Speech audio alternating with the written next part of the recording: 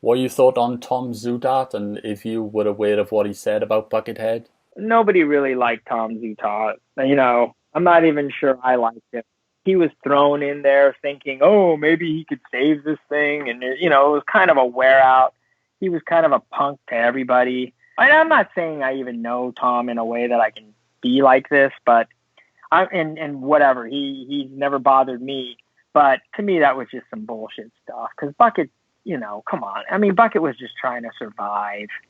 He was struggling with it in his own way, and it wasn't easier that everybody was just trying to take from him. And really, the best thing that could ever happen was him to do that, to realize that he wanted to go on his own. You know what I mean? I mean, nobody really learns anything from their successes. They learn everything from the hardships and mistakes they make. And I think people like that just kind of poked at him to try to make an excuse for what was happening, was them just trying to put Bucket in the cage, to try to just, no pun intended, but, there really was a cage that was built for him to record in, and, the chicken coop and all that. But, He said about like this porn story, and all these Buckethead fans were like, that's bullshit. Yeah. That's bullshit.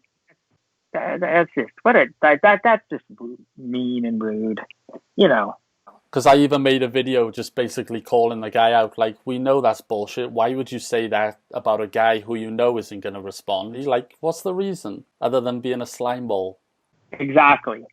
And that's sort of where I'm, like, Bucket and I have had our differences, because sometimes I will say funny things in these interviews that hurt him in a way, because there are our personal journeys of stuff or funny things that we've done. I have said some stuff that's kind of, like, oh, why did you tell that story about this? Or why did you say, or like, this is the way it went down.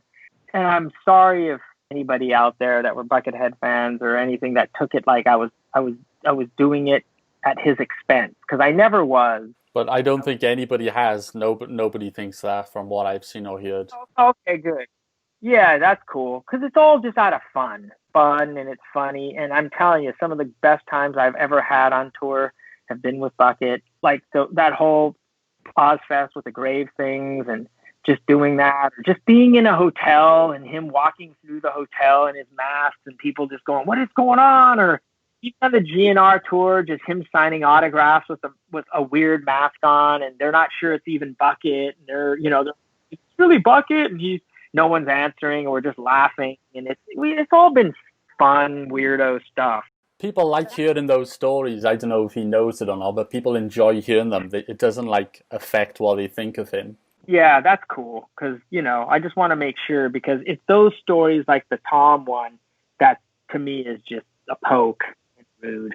That's the only one. That's the only bullshit one, which it always riles me up when other websites share it, especially when we know it's not true. Yep, definitely. Did he really sign his contract at the Haunted Mansion? Yes, and it's a true story. I think he's done a lot of things there, a lot of other things that he hasn't even told me about, that I've heard through the grapevine of him just doing other contracts there, meeting other people. I mean, I think there's that Iggy Pop story, right? I think I've told that one before. I think that's out there. When Iggy Pop wanted him to play or something in his band, that they met at the Haunted Mansion. Yeah, I think that's a true story. Are you into Disneyland and all that stuff, or not your thing? No, I mean, yeah, it is, but not like him.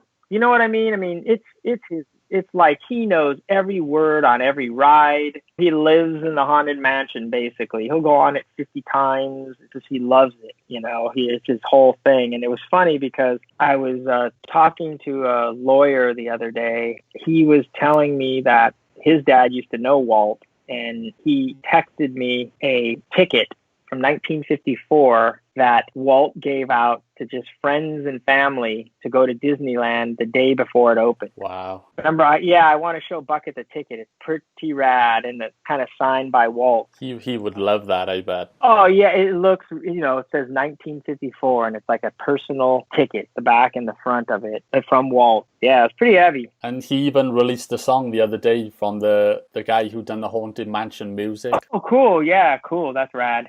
Yeah, I'm going to go on his site and check all this out. I didn't know he was being so, I guess he's got to try to, keep busy because he can't tour. I know right now he'd just be touring. I bet, yeah. And did Axl actually give him the Leatherface doll to convince him to join Guns N' Roses, or is that another urban myth? I heard that one. Because Bucket actually put that story out himself, so I would assume that it was true. Yeah, I remember hearing that. And it wasn't even really to convince him. I think it was more just like as a gift. But yeah, I think that's when they first met, and he had went up to his house and he said, hey, he gave me this. And yeah, I think that's true.